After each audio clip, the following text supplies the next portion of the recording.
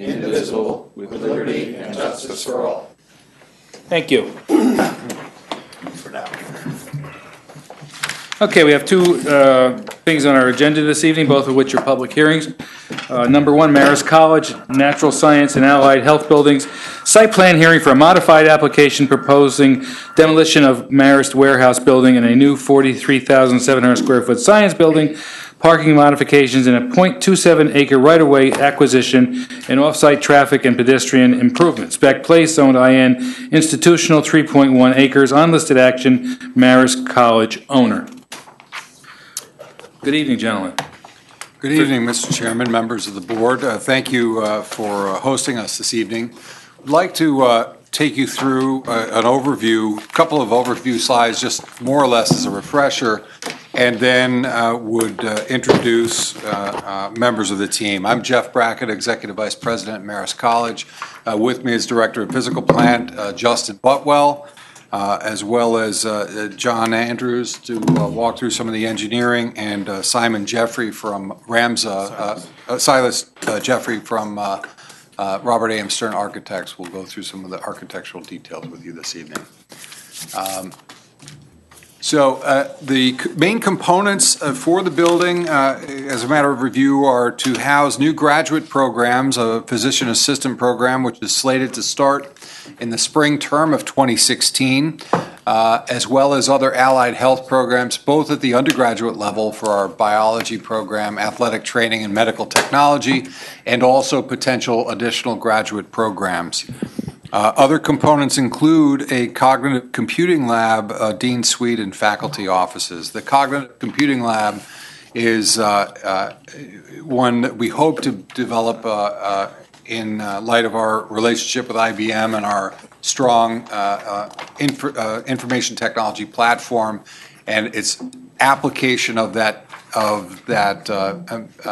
active analytics to the healthcare industry, which is cutting edge and part of 21st century medicine. The program itself involves, the overviews before you. Could you jump ahead to the slide 3?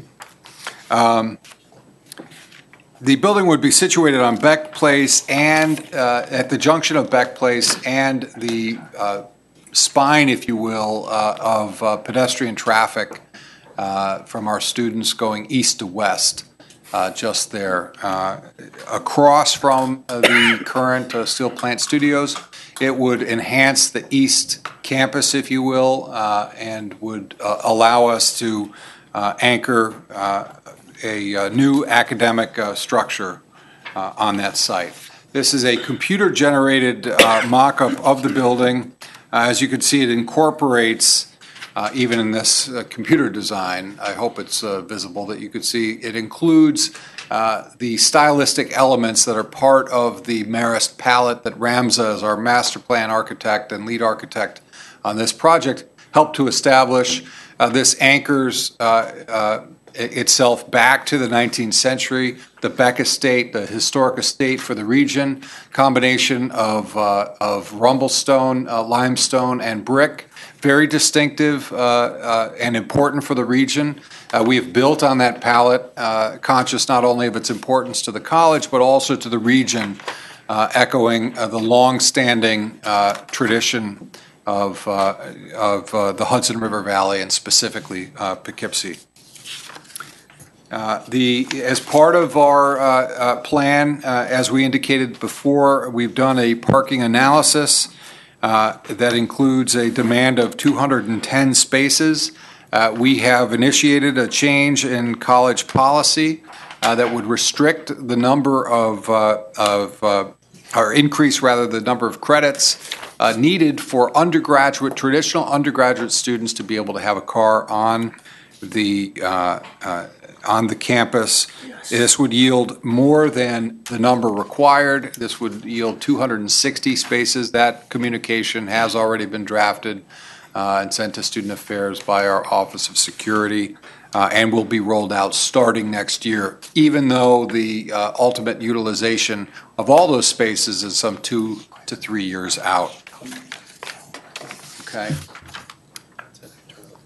If there are no questions on that material, I'll turn it over to John Andrews to walk you through some of the details of the engineering, and thank you once again for hosting us. Good evening. As Dr. Brackett said, my name is John Andrews. I'm the engineer from Marist College. I think you're all pretty much familiar with the project, but let me walk you through it. This is Fulton Street here at the north, Beck Place. Our steel plant studios exist down here. Marist College acquired a portion of the right-of-way of Beck Place from you a number of years ago. And right here is the main spine leading to the underpass and the main campus. The building is situated, as Dr. Brackett indicated, on the northeast quadrant. A couple things have developed. First, the building is slightly under 60,000 square feet. The initial application was 43. By the time they got all done, their program space is approximately, it's about 59,000, including the mechanical spaces on the roof. So it's the footprint, however, has not physically expanded.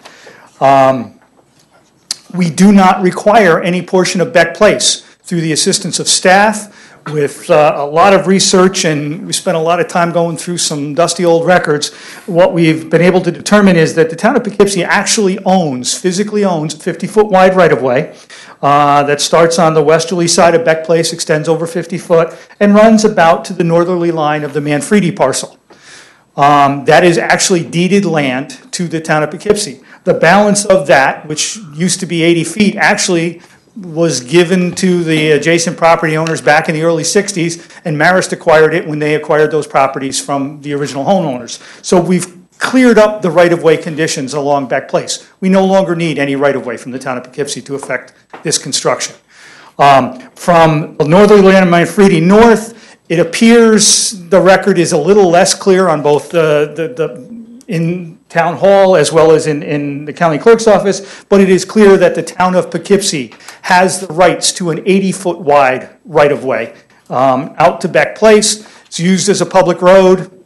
It will continue to be used as a public road. Through the years, because of Marist activity, we already have in place license agreements for parking along Fulton Street, as well as improvements that Marist has made over the years along Beck Place. The proposal now is to extend that license agreement to cover the balance of Beck Place. Did you mean out to Fulton, the town has a right-of-way? The town has, they own, arguably they own. Beck Place, you meant Fulton. Yes. Okay, I'm good. The building itself, situated facing the street, there's going to be a dedicated driveway to the rear of the building. There'll be a small parking lot behind the building. There will also be an unloading zone behind the building for the laboratory needs, as well as a refuse enclosure. This parking lot will be somewhat isolated. We have a one-way out. We have a two-way in and a one-way out. What we didn't want is students and other folks trying to communicate into that parking lot. We'd rather have this dedicated basically to this building and the staff related thereto. It works out nicely. As part of this project, as you recall, we knocked out, it's gone, just so you all know. The former Kevin Card's building is gone. That's going to be converted to parking space. Across the street, there's a grass area that Marist did acquire probably about 2 years ago now that will be converted into an expanded parking lot. Some of those activities require variances from the Zoning Board of Appeals, as does this building, which we have made application for. Stormwater-wise, most everything right now runs sheet flow to the railroad right-of-way. In so much as we can, we will continue with that. The building itself will be incorporate elements of the green roof on both the front and portions of the back and northern edge. So that will help us stormwater-wise, and then we will put a bioretention area adjacent to the main spine walkway to pick up the balance. The next part of this application, I think, which is key, is there's been a lot of concerns and comments regarding the intersection of Beck Place, Fulton Street, and the plaza. Marist has committed to the installation of a traffic signal at that location. That traffic signal will be keyed to the traffic signal along Route 9. That traffic signal will also incorporate a pedestrian phase to allow people to safely cross Fulton Street from the south to the north and vice versa. The initial proposal is to put that on the east side. it makes a little more sense traffic-wise. There is currently a crosswalk on the left, which will be eliminated. However, that's still under discussions between the various traffic engineers to make sure that we do the best. But it appears that the option that seems to work the best and give us the opportunity to have a protected pedestrian phase is to put that crosswalk and move it to the east side. That way we can free flow right out of the plaza. Marist will do whatever it needs to do on its side of the property. That will include some additional fencing to funnel students and others to that crosswalk. We will make any improvements, should they be necessary, up to the lower railroad crossing as part of this application. I think conceptually, your traffic engineer and our traffic engineer have kind of accepted this design. Obviously needs to go to DOT, obviously needs to be approved. Marist is committed to have that up and operational before they request the final CO for the Natural Sciences building. So they are serious about that. The balance of the improvements that we've talked about, going up Fulton Street, narrowing the road for traffic calming, adding sidewalks to the southerly side, Marist has requested, and I think that's something that's still under discussion, but to defer that until we investigate the final site plans for 51 Fulton Street, which is at the north end and on the north side of Fulton Street. And I think, gentlemen, that kind of gives you an idea of the project and where we currently are. Great. Thanks, John. That's good information. Good. Justin, anything from you? No. You're good? Okay. Eric? Sure. Staff is you have from staff a recommendation for conditional approval of the project. We had basically a number of cleanup comments. We felt that some issues that might or might not be secret have been dealt with, such as the traffic signal, the stormwater we did get in a SWIP a couple of days ago. So I think we have all the materials we need for the environmental review. There were some cleanup items just related to things like the property lines. Given that it's an assemblage of parking lot parcels, it's neither clear when you're out there in the field nor when you're looking at the map. So we just asked for some cleanup there. We also, in comment number 3, we had tossed in some dates for deferral of those Fulton Street sidewalks, not knowing what Marist plans were. We're just recommending actually that we take those dates out and leave them blank to be worked out with staff as a condition of final approval as we get, as we find out what their plans are and come to an agreement on when a reasonable time for that to move forward would be. That's pretty much it. I'd like to get a copy, if possible, of the slide that you showed a short while ago on the parking. I'd like to have that for future reference as well. We had 1 or 2 questions related to that in our comments.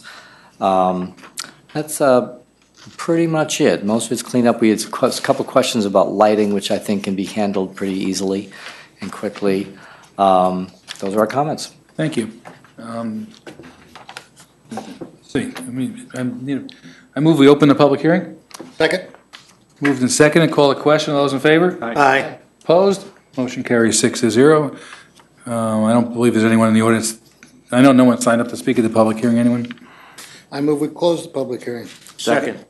Second, we close the public hearing. All those in favor? Aye. Opposed? Motion carries 6-0. Let me go around the board. Peter, we're going to start with you this time. Okay, sure. First, I'd like to say the building is going to be a real asset to that part of the town. Amen. Thank you. Some questions that I have. Richard Pearson, in his letter, he commented, and I'm going to quote here, since it is uncertain when and if the 51 Fulton Street will be advanced and whether it will be approved, it seems logical that sidewalk and road improvements should be installed as part of the subject application rather than potentially delaying. I don't think we should leave blanks when it comes to dates. I mean, if the applicant is going to agree to make the improvements, I think they should agree to a certain timeline. I mean, we don't know. I'm sure they have the best intentions to one day develop 51 Fulton, but if for some reason they don't, what leverage will we have for those additional improvements? So I'm not saying that the date or the timeline has to be egregious, but I think that there should be a definite timeline. And I think we should have blanks in an agreement. May I just jump in? Actually, what I was proposing a minute ago was, rather than have arbitrary dates in there, to insert dates in there during, as the applicant proceeds to a signature. There will be dates in there before the chairman signs the plan. We're proposing a note to do that. We just don't know what those dates will be yet. We want to make sure that they're reasonable, that they'll be coordinated with other development that is anticipated in the area. My concern is only that the dates be tied to this project, not to 51 Fulton. And that timeline, there be some kind of tie with this project, not another project up the street. When do you, tell us about 51 Fulton, what you anticipate in getting that online and you know,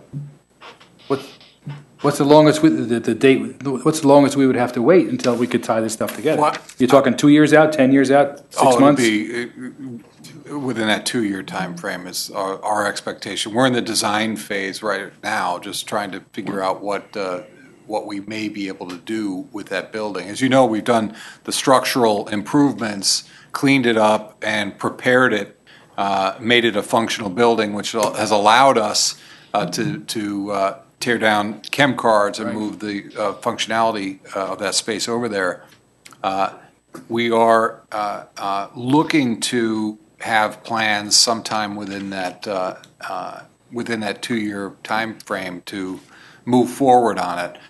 If I understood you correctly earlier, Eric, you seem to indicate that upon TCO, those dates would be approved.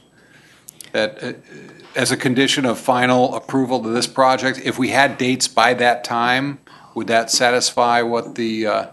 I had been anticipating we'd work them out, what they were going to be before the chairman signed the plat, but we can craft it either. Well, listen, I prefer it be that way. Yeah, if the building, That's okay with us. if your time that's frame fine is with us. 2 years for 51 Fulton, would it be fair to say that those improvements will be made within 2 years of the issuance of the building permit, not the certificate of occupancy? 2 years from when I would sign the map, basically. So is that reasonable, Justin? Yeah, that's fine. Okay.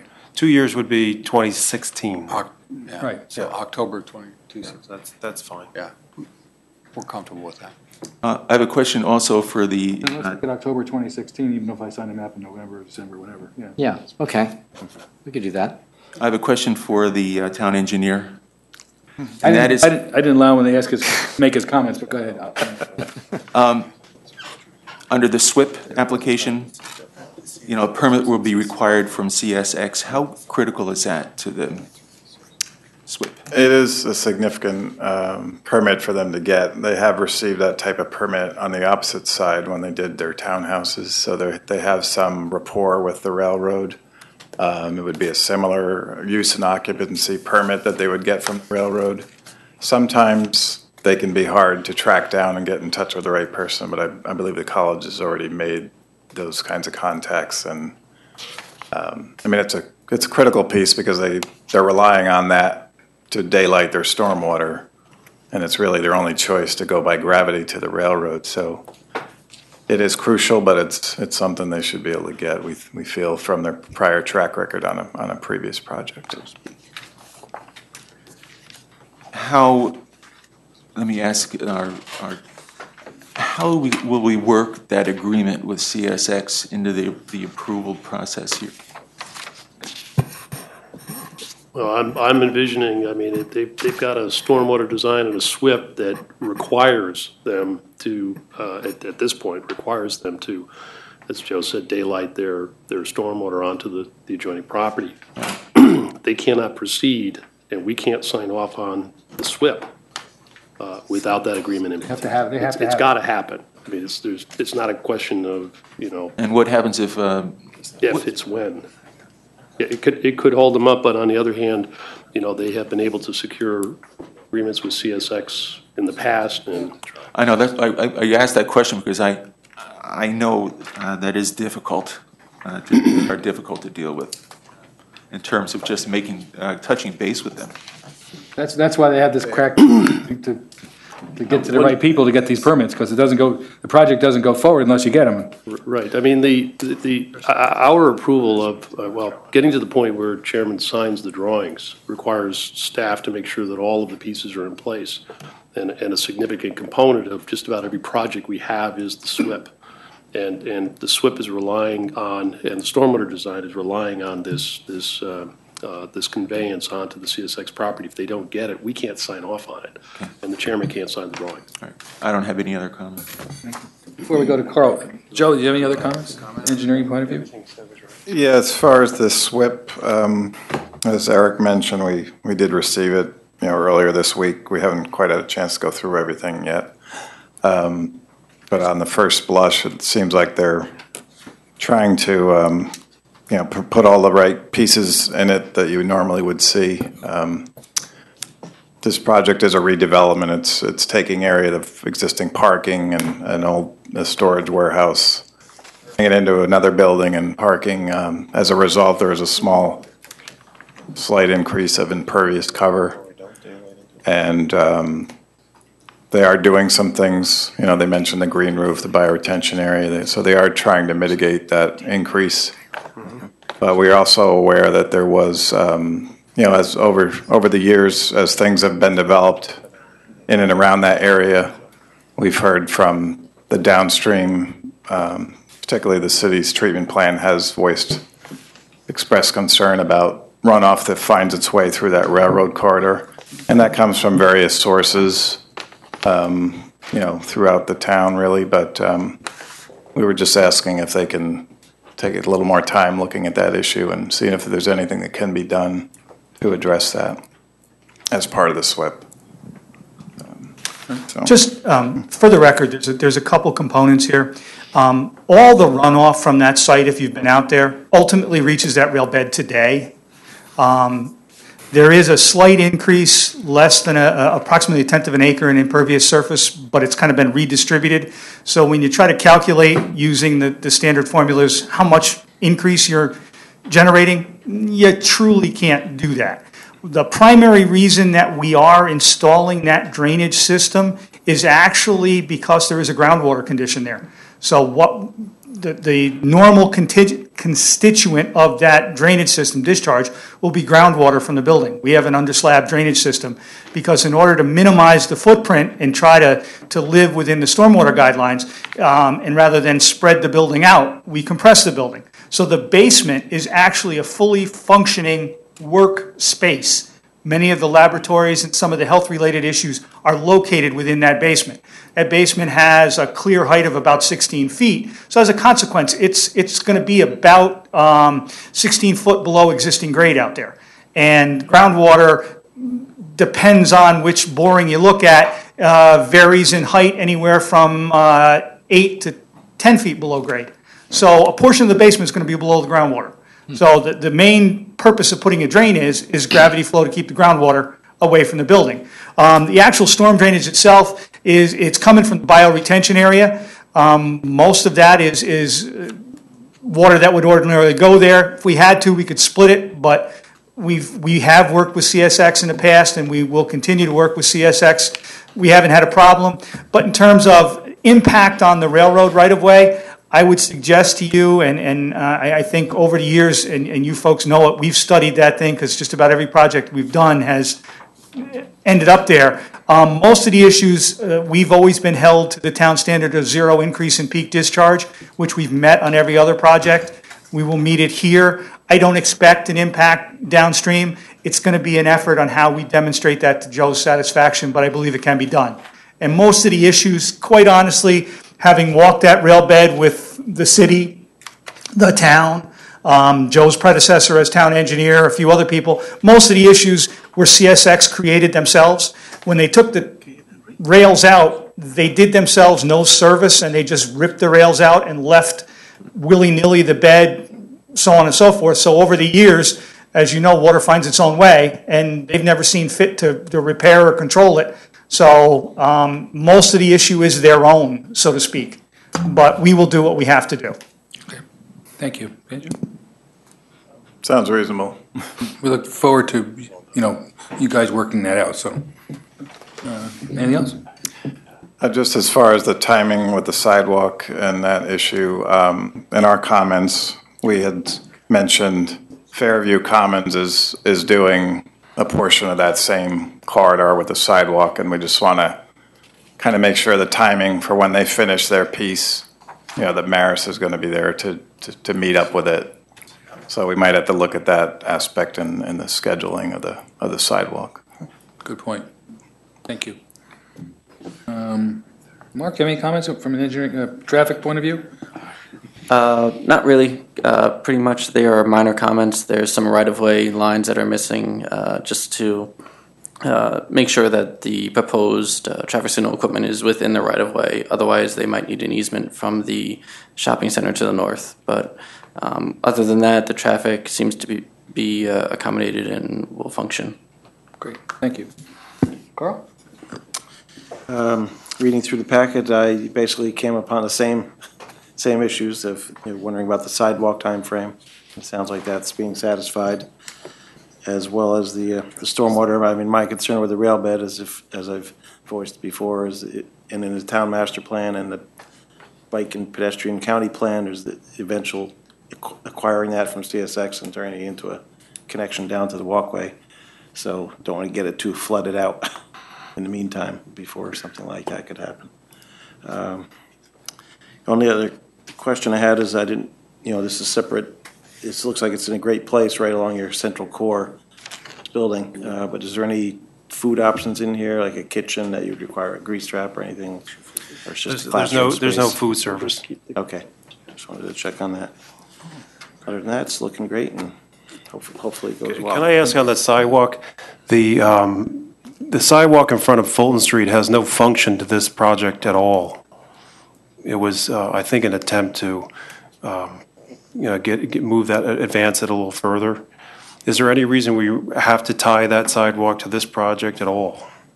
As it's a science building that's independent. People aren't walking up that way from this building at all.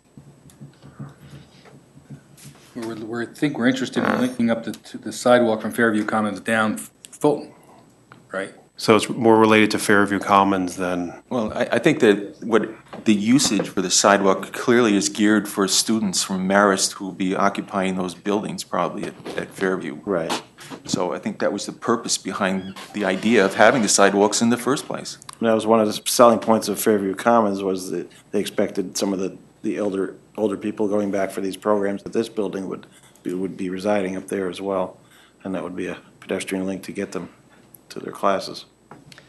I'll just observe there has been ongoing discussions with Marist projects by the planning board with respect to a certain percentage of students in the parking lots and in the student housing who are making use of, who are crossing Fulton Street to get to destinations in the plaza. That's a pedestrian flow that is not heading for the central corridor, even though the vast majority of the students are in fact heading for that corridor, and it is serving a very vital and important function. There is still also that ancillary flow across Fulton Avenue, which is part of what the crosswalk is intended to address, and also the sidewalk. Plus the fact I think we need to take into account there are people who live in the neighborhood that go up and down Fulton Avenue. And we observed that in our site visits on several occasions, and I think it's important that we get a sidewalk to accommodate those folks and make it safer to get up and down, from the neighborhoods. And working in conjunction with Fairview Commons and these projects, anything we can do to help fix that is going to be important. Okay. Richard? Having looked over the planning department's recommendation and the other discussions, I don't have anything additional to take up time with.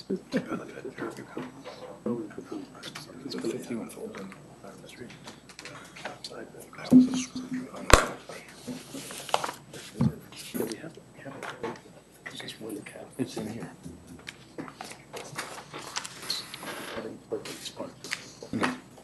Sorry. That's finished. Okay. Marvin? Two things I want to commend you on. Number one is, personally, I like the idea that you're putting more laws on the having cars on the students. I think that will be beneficial for you and also for the town, for traffic and parking and everything else. Second thing is that you brought out a point, and if anybody watched TV last night, Channel 22, there was a big discussion on stormwater last night that the town went through all over the town, the way stormwater has been flooding out houses that were 50 years old, never connected up, didn't have any drainage, and you're looking at the drainage up there going down, and I commend you on that. I'd like to see that really enough to allow any stormwater drainage going down towards the tracks to get back into the sewer system now so nothing else can get flooded. The town has enough problems, and Neil went through that last night. So I commend you on those 2 points. Thank you. Yes, thank you. Thank you, Mark. I'm so glad that Maris recognized a need of a light in that intersection, because it's going to be very helpful because of future project in that corridor. The second thing, I know it's just premature about the design of the building. Just a question, is that Fulton on this side? What road is that? That's Beck Place. I'm just, right, and I'm just wondering, the light of the building, is it going to affect neighbors or the area? Because it seems to be lots of glass, and, you know, in wintertime, it's going to be pretty bright.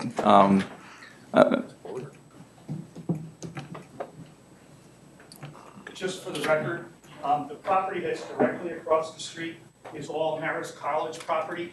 There is one remaining parcel with a single-family home.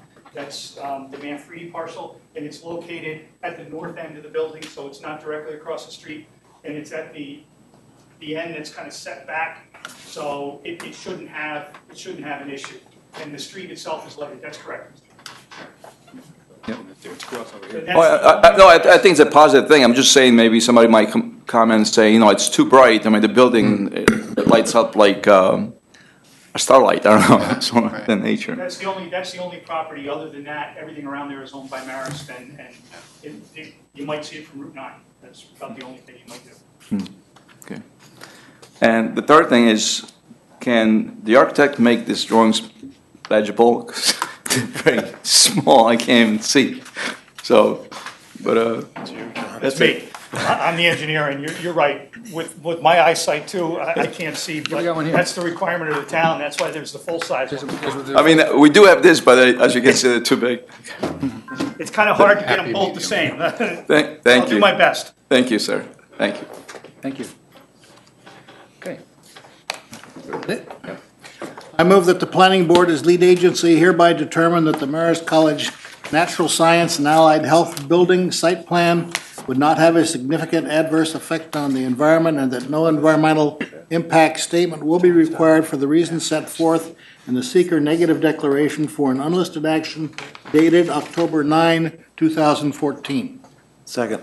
Been moved and seconded that the planning board as the lead agency hereby determines that the Maris College Natural Science and Allied Health Building site plan would not have a significant adverse effect on the environment, and no environmental impact statement will be required for the reasons set forth in the secret negative declaration for non-listed action dated October 9th, 2014.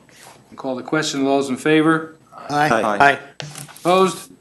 Motion carries 6-0. I move that the planning board grant conditional site plan approval for the Marist College Natural Science and Allied Health Building project subject to the following 1 through 17. Second. Does that have to be modified to include the inclusion of the dates for the? Yeah, the discussion regarding completion dates on it's point number 3. Mm-hmm. And also, Mr. Chair, also the square footage of the building, because it's no longer, it's no longer 40,000 square, it's 60 now. Would that also change on the application? It changes the application, but it's not necessary to change the staff report. Okay. Yeah. All right, so there's 1 through 17, and we're going to, number 3, the dates are going to be worked out, but to be no later than 2 years from when the maps are signed by the chairman. 51, cool, that's what that, okay, that's a discussion about that. And also, I think I'd like to add another point regarding the, I just lost the point. That's something you said. There was one other point we were discussing. Square footage? No, we got the dates. Oh, the sidewalks. With respect to the sidewalks, I had a side conversation with Neil, and that'll also be included in here to talk about the linking up and working with Fairview Commons, whatever it takes to make sure that becomes a reality. Okay. Just a comment that who's going to be responsible to take care of the sidewalks? The adjoining owners. Who gets there first? It's unlikely the town's going to. Okay. Right, so it's probably going to be the adjoining owners, whatever property it goes past. Right. Just for the record, the existing sidewalks that currently are along Fulton Street and Beck Place within the town right-of-way, Marist is actually responsible for them, and there is an agreement in place. And part of the aspect of this is that agreement would be extended to any new improvements we make on Beck. Yeah. I suspect it'll probably be handled much the same going up Fulton Street, but I think it's also consistent with your town code that the adjoining property owners are responsible for maintenance of the sidewalks. That's correct. Yeah. And actually, just to elaborate a little bit more, we have an amendment to the license agreement, the 2005 license agreement, that town attorney and I have been working on. We actually have it on for town board approval for next Wednesday. So that'll cover all of the additional improvements that are part of this project. Great. I'm sorry, members of the board, I would assume then that the portion of the sidewalk attributable to Fairview Commons would be within their purview of maintenance, correct? Yes. Right. Unless you want to. No, that's what I was clarifying. Okay, I want to just modify that and add a number 18 with respect to the sidewalk discussion we had, that actually we get that taken care of. So I call the question, all those in favor? Aye. Aye. Opposed? Motion carries 6-0. Architecture review. Architectural review. Turn it over to Silas Jeffrey. Let you pick on somebody else for a change.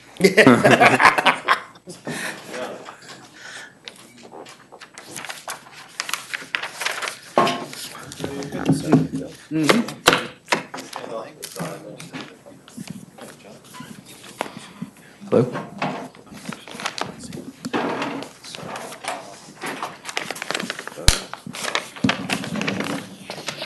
Good evening, I'm Silas Jeffrey. I'm with project manager at Robert Stern Architects.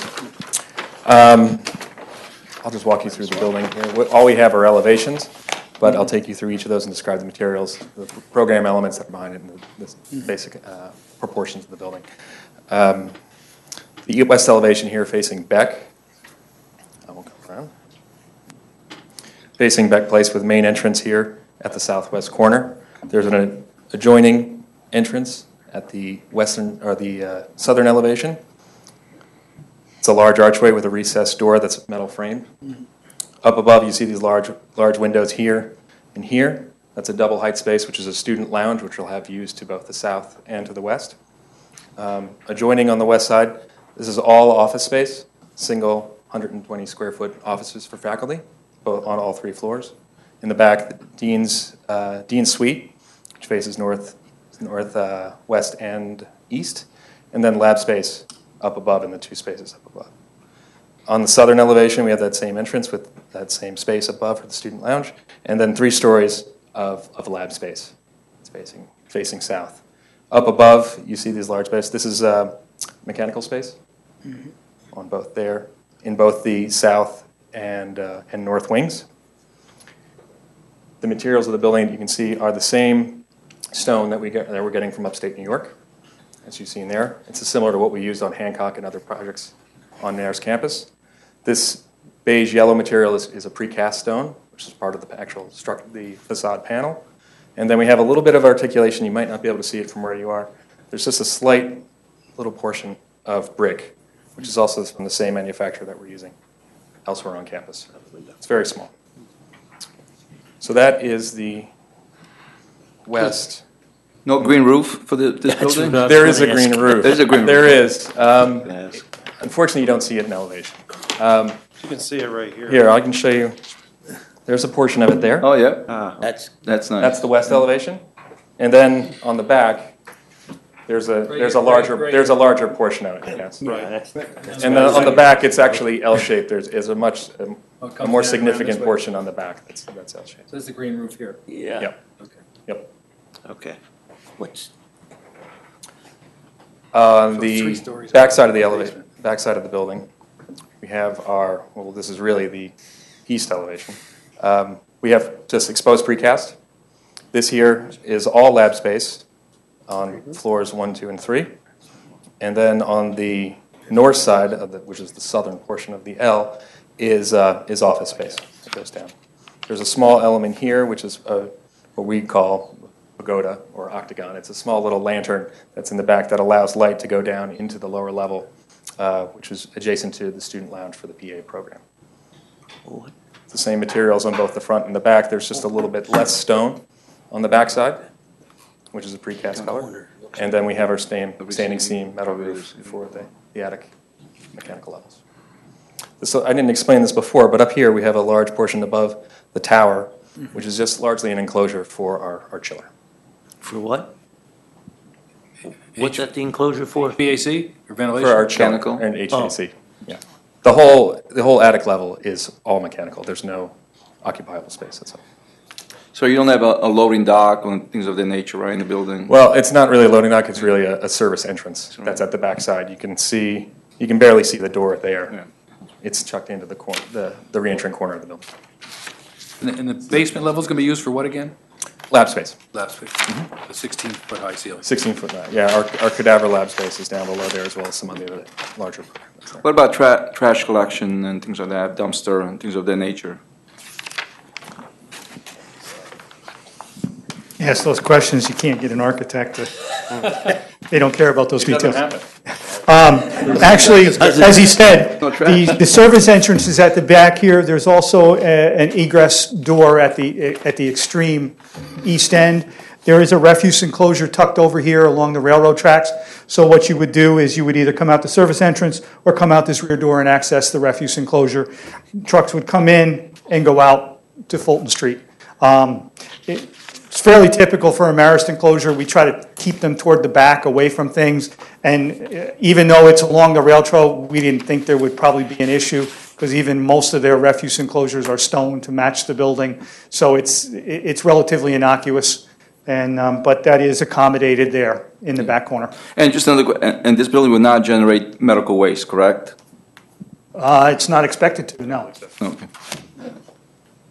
The only thing it will generate, and it's a comment that the engineer, and it was on the drawings, it will generate lab-type waste, which is acid and some of the other things. So there is a special drain line with an acid neutralization tank. The details are being worked out, but it will discharge to the town sewer system. It is allowed to discharge to the sewer system as long as it's treated and neutralized. So that is accommodated. That is shown on our utility drawings. They've asked for more detail. Once the mechanical guys have finished that design, we will provide that to them. Thank you. That's pretty typical of a science building. I would That is say. correct, sir, yes. Okay, thank you. Any questions on the architecture? I move we accept the architecture as presented. Second. Moved and seconded that we accept the architecture as presented. Call the question. All those in favor? Aye. Opposed? Motion carries 6-0. Good, I assume they want the sample. Thank you all. Yeah, we got to keep the bricks. Yeah. Got to keep the bricks. Yeah, They keep those. Yeah. they keep them on file. I don't know. And the I bricks, don't know how they get them into a folder, but they get them in the file. Neil didn't tell you he's actually building a house with those? Yeah, over the years, we got enough bricks. I hope it's not in the town. can I borrow? I could use that. It's all different. Thank you. Good luck. Eric, you want to keep Great those job. boards there? What's that? We have a copy of the large ones already. And then you want me to That's carry? the same as we got last month, right? Yeah. Yeah. Do you want me We to have- carry we have these copies. anywhere That's for you? this. Mike Rodriguez. Yeah. Eric, do you want me to carry this anywhere for you? Load up the house.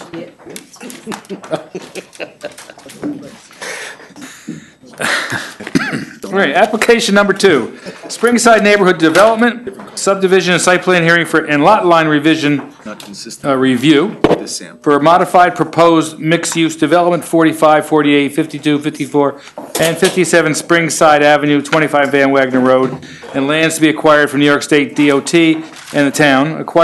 Zoned ATC Arlington Town Center and R20 resident single-family, 20,000 square feet, 5.27 acres. On listed action, Built Parcel 4 LLC and Built Parcel 3 LLC owners.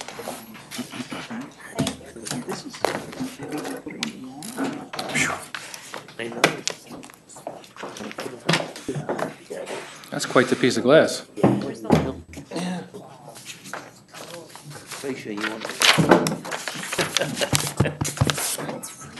I suppose with all the samples we have, we could probably build an eclectic building of some sort, right? That's what we figured.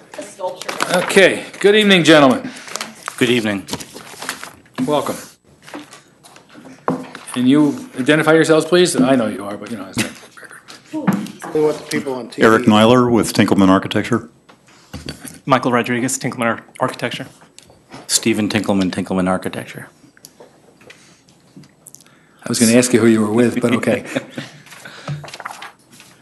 Good afternoon or good early evening. Thank you for allowing us to attend this special meeting tonight with the idea that we are working with the board to advance our project. I don't know, Chairman, if you want me to go back and do a brief description of the project, if that would be helpful, or if you've seen the project enough to feel that that would be not a good use of your time.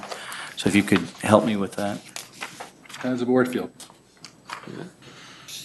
I think we've seen it enough to. Okay, we're good. I get to see it twice because I get to see the zoning board too. Wow, double your pleasure. I think we're good. Just a brief comment. We are, moving forward. This is the second phase of what we hope is going to be a 3, 4, or 5 phase project. In the master plan that you've seen, it identifies 3 phases, but we're calling this project the North Campus, and with the acceptance by this board, we plan to move forward with completing our construction drawings and begin the project. We're excited about it. It again is 22 units of new market rate housing and we're looking to achieve a quality of product that we feel is really rare in the Hudson Valley. And this mixed-use campus idea includes some new commercial space that's at the heart of the project. We've worked hard on making revisions as new opportunities have come along, and so I know that you've seen different iterations of this, but this version here, where we were able to acquire the corner parcel, made a really important or set up an important opportunity for us to not have the driveway down the center of the property. It was really a major cut that we have been able to avoid, and in its place, there's some really nice pedestrian gardens and amenities for the tenants. So we're really pleased with that. We also are continuing to listen to different friends and advisors and people that look at the project and have good ideas. And as of yesterday, in a meeting that we had, we got an idea for an electric charging station, which we think is really a good idea. And it's not shown on the plan here, and I don't, because it was just something that came along yesterday, but it was a fabulous idea. But we have some I guess another image that maybe so let's go to the next one. It's a little closer up. But you get a sense of the mixed-use building in the center, the first level, the street level, which backs into the hill, is approximately 3,600 square feet. That it could be 1, 2, or 3 tenants. It's set up to work that way. There's a deep enough porch there that if we're lucky to have a restaurant user, that it could have tables on the porch. It's set up so that we also have some adjacent public spaces outside hardscape for use in just neighborhood use. And in the upper levels in this particular structure, they're two-level apartments, and there's six, in this particular building, but they all in this structure have two floors, and they enter directly from the back, coming from the upper parking lot, so that there's ease of accessing and such. But and just a brief comment on the finishes, which I guess we'll go through on the architectural review, is that we're trying to marry the palettes with the buildings across the street, and so there's a combination of both residential siding materials and some of the industrial components that you see, in the buildings that we've completed to date. Thank you. Did you consider a couple of pole lamps, lights similar to that in the rest of the ATC? I think the right thing to do is there's a couple of lights that frame street lights that frame the new parking spaces that are on street, and so we have the opportunity to replace them, and I think that that is what we'll do. We also have, those are the light poles don't change, they're there, we'll just change the heads out so that we can create some consistency. We're also lighting the sidewalk there with light fixtures on the columns, and there is lights in the porch, so it's going to be bright and all that. There is in the package photometrics of the entire site, and so we've been cognizant of both keeping a safe parking lot and a well-lit parking lot with good pedestrian lighting that is on all the walkways and pedestrian ways on all sides of the buildings. And in part of that too is our covenant here is in trying to do really good quality. You don't even know what terms to use on that, but we're really trying to reach the moon here, and so safety, security, cameras, all that stuff are really part of our package, which are really not planning board issues, but there's a lot more things that are in the package that are not seen, in this forum. Great, thank you. Eric? Sure. Staff the site plan submitted last month is still on the table, and so the planning staff comments include pretty much the same reaction to the same comments on those site plans, as well as additional comments for the most recently submitted subdivision plat. So in combination with all of those comments, staff feels that the project is ready for a conditional approval of the minor subdivision and also of the site plan and the lot line revision.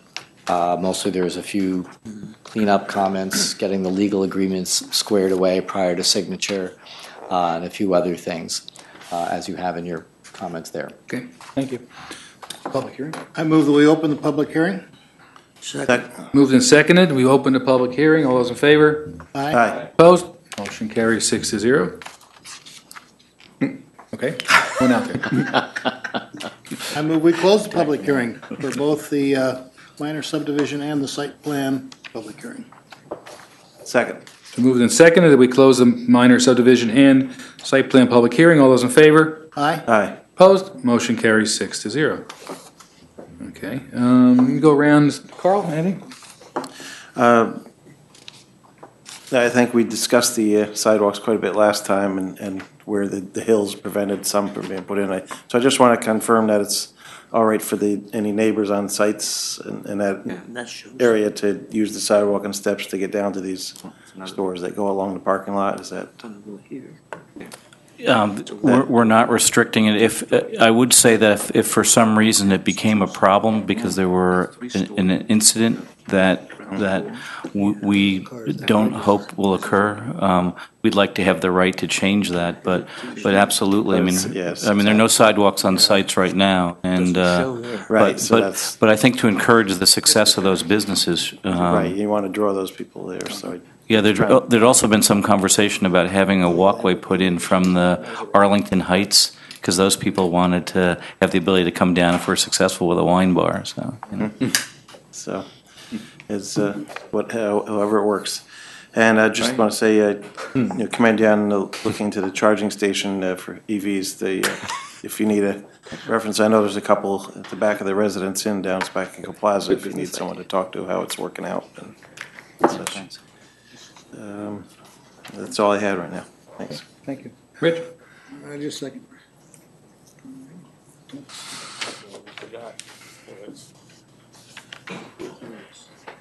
Well, they had the map there before. Need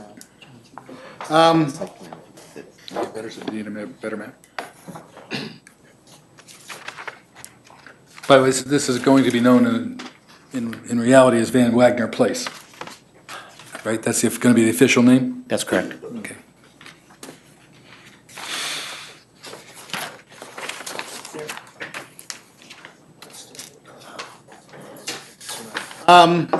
We've been discussing this for quite some time, and I have nothing. Looking at it. Thank you. Marvin? No, I don't have any. Joe?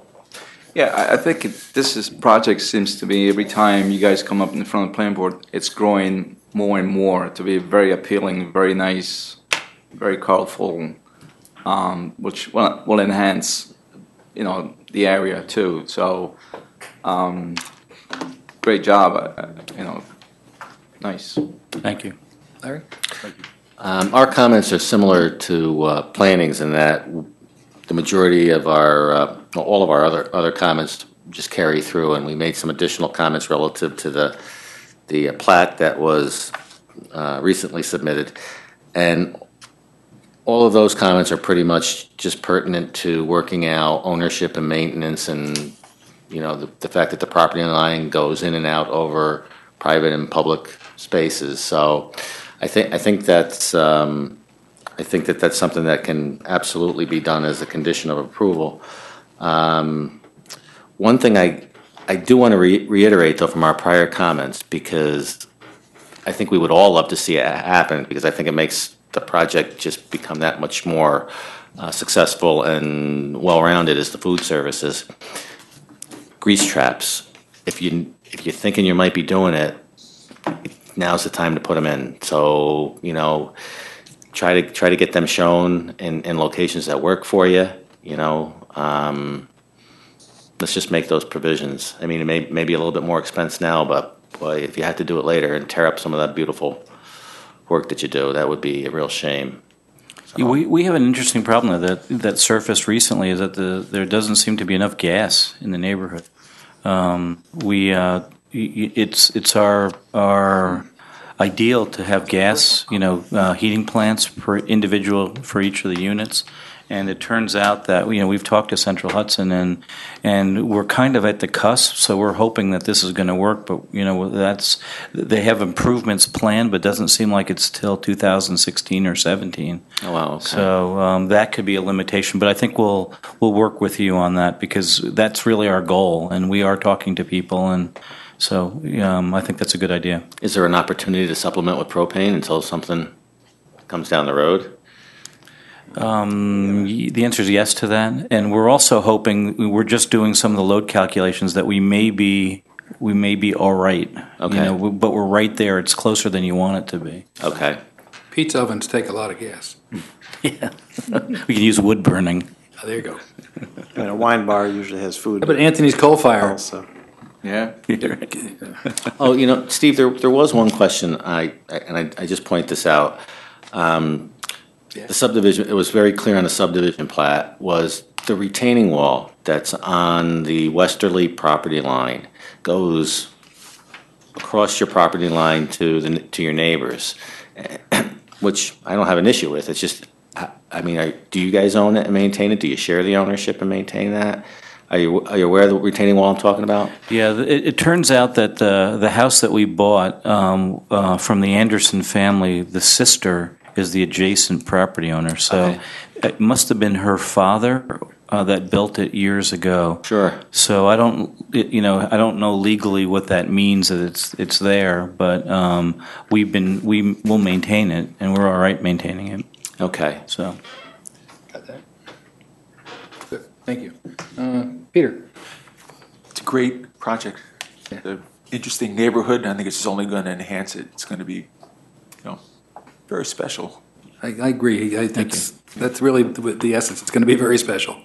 And as you continue to grow this thing over time, and it catches on, you're creating a neighborhood. That's really good. So, okay. I move that the planning board grant conditional outline revision and conditional minor subdivision and conditional site plan approvals for the Springside Neighborhood Development Project, and also grant a 60-day time extension of said lot line revision approval from December 1, 2014 through January 30th, 2015, subject to the following. 1 through 16. Second. Okay, it's been moved and seconded. Planning board grant conditional lot line revision, conditional minor subdivision, and conditional site plan approvals for the Springside Neighborhood Development Project, and also grant a 60-day time extension of said lot line revision approval from December 1st, 2014 forward to January 30th, 2015, subject to the following 1 through 16. Call a question. All those in favor? Aye. Aye. Opposed? Motion carries 6-0. We'll do architectural review. This is the purple section. I'll just jump in while he's getting that. Just a reminder, because I don't think we talked about this on our offline discussions, but a lot of these approvals are all tied together. The time limitation is that the lot line, we're limited by the code to 60 days plus a 60-day time extension. So we built that into the resolution of approval for the board. We'll work with you to make that happen, but we'll have to be expeditious about it. Goes successful. And quick, too. That's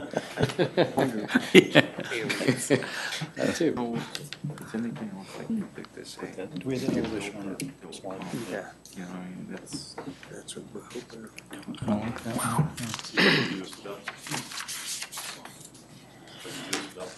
One or myself.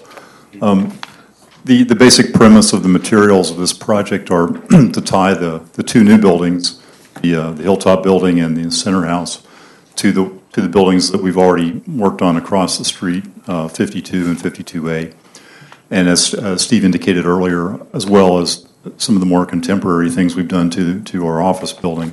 So particularly in the center house, which is directly across the street, we've worked in some of the metal panel ideas that we've used on our own building that might find their way into the colonnade across the front of the building.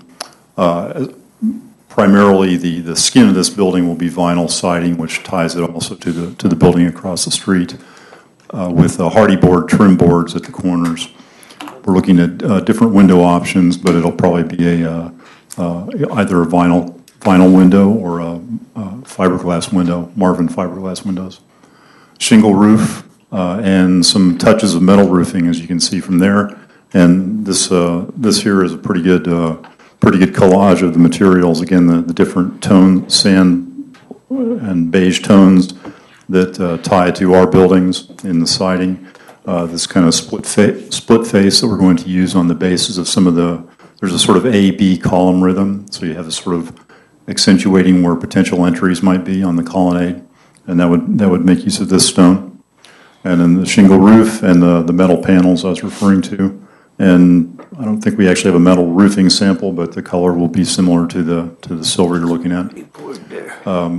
Palette on the Hilltop building is pretty similar, but it may be a little bit more independent in some of the touches because it's a little bit further away. I mean, we want these buildings to be a composition, but also have their own character.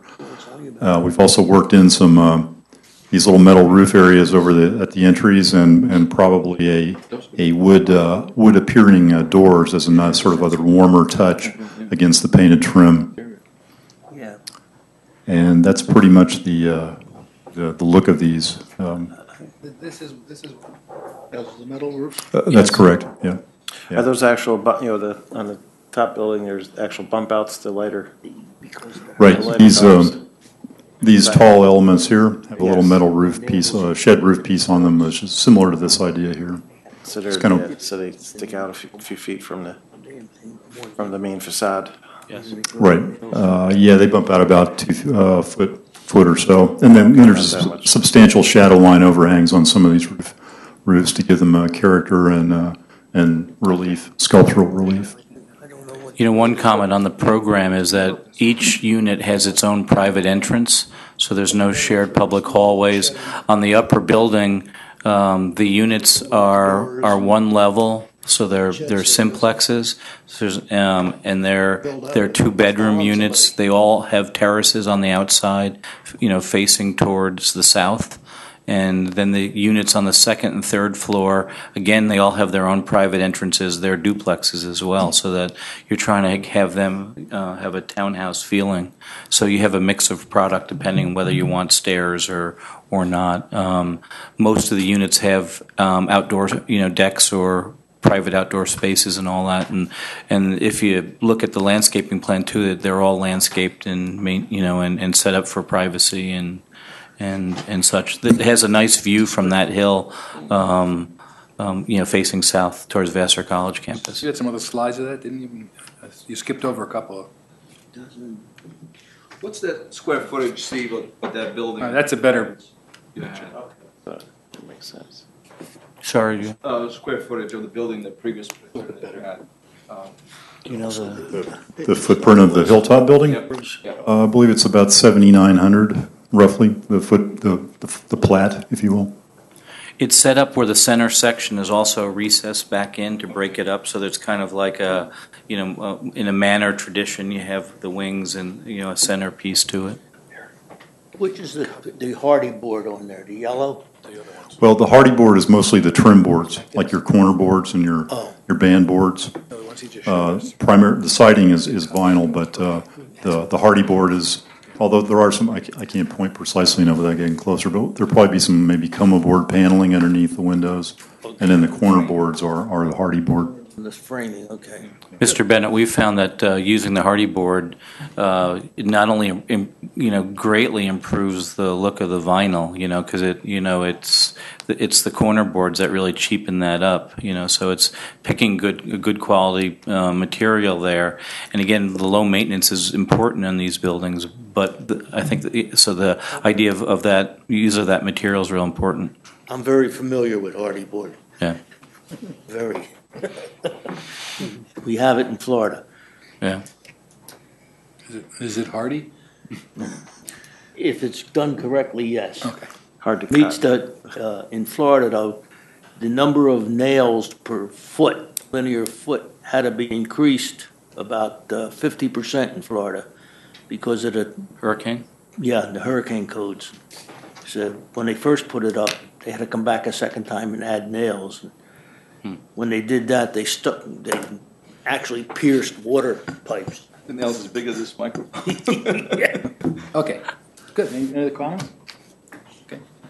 I move we accept the architecture with the materials as presented. Second. Moved in second, we accept the architecture with the materials as presented. Call the question?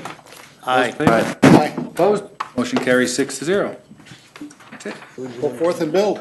Thank you very much. If I could just mention something that had a meeting yesterday where Mike and I were invited to speak at the Hudson Valley group of appraisers. It was from actually Albany to Westchester, and we weren't sure why we were asked to speak, but we talked. The idea was we talked about approvals in the Hudson Valley and the difficulty of developing in the Hudson Valley, and part of the conversation was on the culture of no, how you go to most towns and it's very difficult to move things along. We use this project as the end of the presentation as an optimistic note, because we've had probably the best, I shouldn't say probably, the best experience in my professional career with this project to date in terms of the cooperation from top down, from supervisor, the town board, the professional staff, Dr. Holman, Neil, everybody, and because there's been so many moving parts, this board, and we're hoping to try in a way to change the culture of Dutchess County, because Dutchess County is really struggling to use this as kind of, and I know I'm not gratuitous here, because it's really a point of when people work together, you want to know yes, you want to know no, you want to be able to move stuff along here, and there's a real lot of good studies and important lessons to learn. I want to just thank you, because it's heartfelt. heartfelt, and again, we started already telling the story because it's, I think if more towns were like that, there'd be more things happening in Dutchess County, which would really be good for our community. So thank you very much. Thank you, Steve. On behalf of the board, it's nice to hear that. We work hard, and we have a great group of people here that, spend a lot of time learning this stuff, and we're trying to do the best thing for our town. We have a new member coming on, Ben, coming on in November, and it'll be a welcome addition, so thank you. Yeah. I also, I'm so sorry, Richard. I was going to say, we've always sort of viewed it as it's our job to make sure that things are done correctly, not to say no or you can't do it. Yeah. I also think you should be commended because, as you can see, no one's here tonight to speak. And you must have done some great job talking to the neighbors and, make them accommodated or, trying to do the best you can. So great job on your firm as well. We tired them out. A couple of them at least, Steve. Okay, thank you. Can we get pictures, copies of these slides? Yeah. Great, thank you. I think this is going to be a fantastic project for the town. And I think you'll see in the future a lot more of this due to you. Well, thanks. I really commend you for that. Our team. And if anybody needs an apartment, don't hesitate to call us. Okay. I hear a motion to adjourn. I move that we terminate the meeting. Moved and seconded by Peter. Meeting. Thank you. All those in favor? Aye. Opposed? Motion carries. Meeting adjourned. Thank you.